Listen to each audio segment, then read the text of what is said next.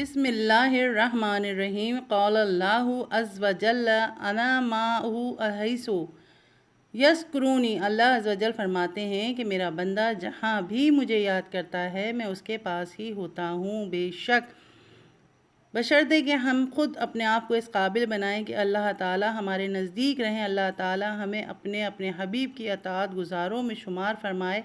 आमीन या रब्बुल आलमीन। अस्सलामु अलैकुम। मैं अपने चैनल पे अपने किचन में आप सबको खुश आमदीद कहती हूँ और आज मैं आप लोगों के साथ शेयर करने जा रही हूँ डिनर व्लॉग। डिनर व्लॉग में आज सबसे पहले मैं बनाऊंगी कोफ्ते, और कोफ्तों की रेसिपी मैं आप लोगों के साथ पहले भी शेयर कर चुकी हूँ। वो मेरे बिल्कुल अम्मी के मसाले से बनाए हुए कोफ्ते थे। और आज जो मैं जिस मसाले से कोफ्ते बनाने जा रही हूँ ये है मीरठ के सीख कबाब मसाला। इसकी रेसिपी मैं आप लोगों के साथ पहले शेयर कर चुकी हूँ, लेकिन इसकी जो रेसिपी की वीडियो है वो मैं आपको डिस्क्रिप्शन में भी उसको मेंशन कर दूँगी, वहाँ से आप शेयर कर लीजिएगा, और आई बटन में भी इसका लिंक दे दूँगी।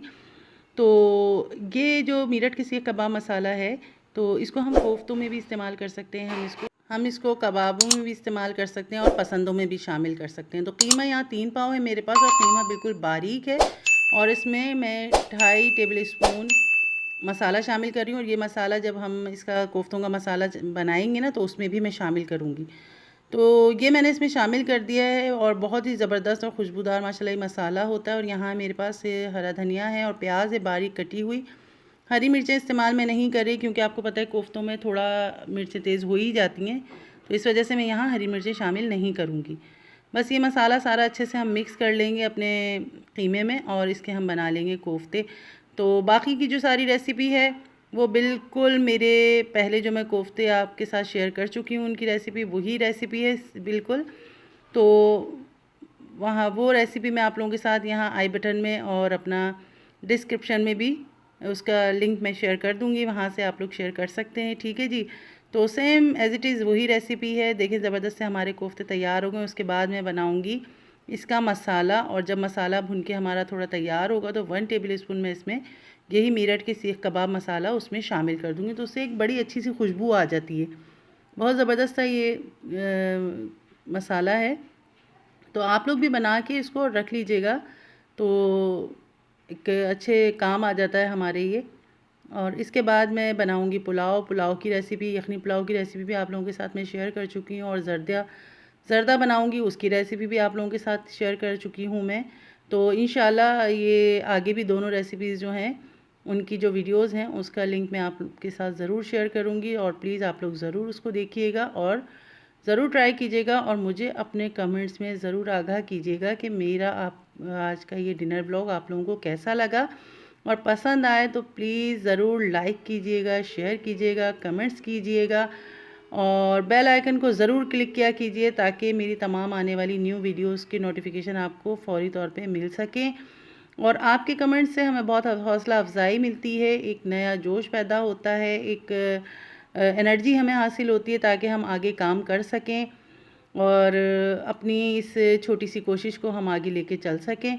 तो जनाब ये कोफ्ते देखें, बातों बातों में मेरे कोफ्ते भी तैयार हो गए।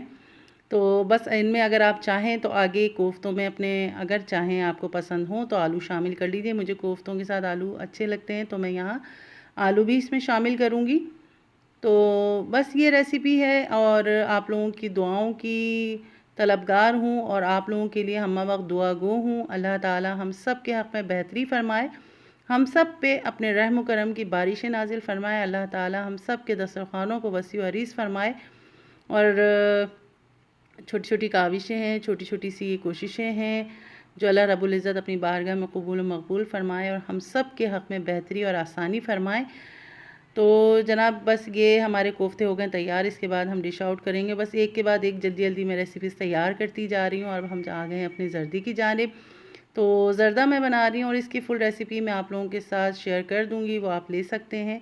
तो अब बस जिस तरह से मैं बनाती जा रही थी बस आप लोगों के साथ शेयर करती जा रही थी।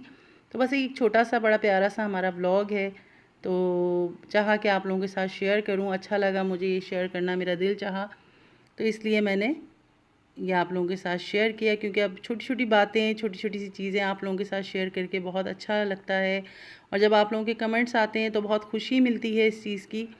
ان چھوٹی چھوٹی سی باتوں کی، کیونکہ اب دیکھیں یوٹیوب فیملی ہماری ماشاءاللہ سے بن چکی ہے، اور ایک دوسرے کے ساتھ شیئر کرنا، ایک دوسرے سے اپنی باتیں کرنا بہت اچھا لگتا ہے، بہت خوشی ملتی ہے۔ اور اسی طرح سے انہی باتوں سے اپنائیت سے ہی زندگی انسان کی بہت آسان ہو جاتی ہے، زندگی کے تمام معاملات بہت آسانی کے ساتھ حل ہو جاتے ہیں۔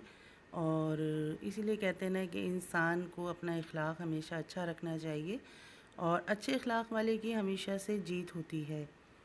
تو اللہ رب العزت سے دعا بھی کرنی چاہیے کہ اللہ پاک ہمیں اچھے اخلاق رکھنے کی توفیق عطا فرما، ہم محبت سے، پیار سے سب سے مل کے چلیں تو اللہ تعالیٰ اس میں یقیناً خیر و برکت عطا فرماتے ہیں، آمین۔ اور یہاں دیکھیں جلدی جلدی باتوں باتوں میں کام بھی ہو گیا ماشاءاللہ سے میرا۔ تو بس یہ ایک چھوٹی سی پیاری سی ایک آپ لوگوں کے لیے کوشش ہے کہ جو ہماری خاص طور پہ نیو آنے والی بچیاں ہیں وہ اس سے بہت کچھ سیکھ لیتی ہیں، اور سیکھنے کی تو دیکھیں کوئی ایک عمر تو ہوتی نہیں ہے نا، انسان ہر ایج میں ہر ٹائم آپ سیکھ سکتے ہیں۔ اب بہت جیسے اب ہم ہیں، میں ہوں، اور بھی بہت سے ہیں، ہم یہ سکھا رہے ہیں لیکن ہم بھی آگے سے بہت کچھ سیکھ رہے ہیں۔ سیکھنے کے لیے کوئی عمر کا تعین نہیں ہوتا ہے، اور علم تو کہتے ہیں نا کہ جتنا بھی سیکھا جائے وہ کم ہے۔ تو یہاں جی دیکھیں دسترخوان پہ ماشاءاللہ سے ہمارا کھانا آ چکا ہے، زبردست سا مزیدار سا۔ اللہ تعالیٰ ہم سب کے دسترخوانوں کو وسیع و عریض فرمائے، اللہ تعالیٰ ہمارے گھر کی روٹی رزق میں خیر و برکت عطا فرمائے، آمین یا رب العالمین۔ پلیز میری ویڈیو پسند آئے تو اس کو ضرور لائک کیجیے گا، کمنٹس کیجیے گا، اور مجھے آپ لوگ دیجیے اجازت۔ اللہ حافظ۔